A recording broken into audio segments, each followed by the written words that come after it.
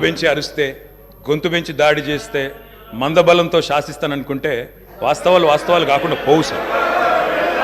పాలమూరులో గంజి కేంద్రాలు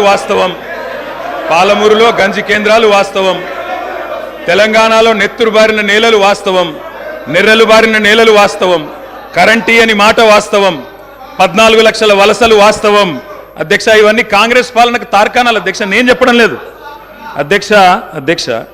ఎవరో కాదు అధ్యక్ష, గౌరవ ముఖ్యమంత్రి రేవంత్ రెడ్డి గారు మాట్లాడిన రికార్డు అసెంబ్లీలో.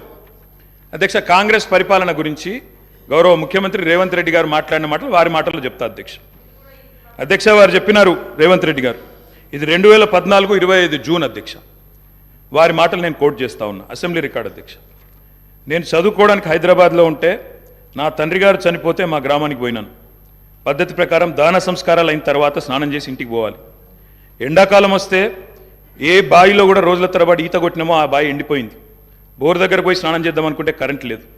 నాకున్న పరిచయాలతో కరెంటే ఇస్తే బోర్ల నుంచి నీళ్ళు వస్తలేవు. స్నానం చేయవలసిన సమయంలో నెత్తి మీద నీళ్లు చల్లుకొని ఇంటికి వచ్చినాం అధ్యక్ష.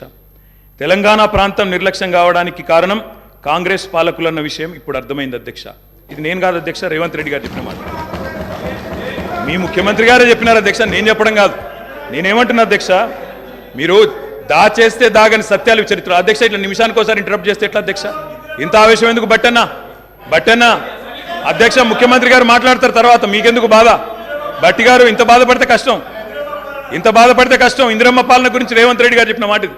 ఇంకా చాలున్నాయి రేవంత్ రెడ్డి గారు చెప్పిన మాటలు, చెప్పమని చెప్తా.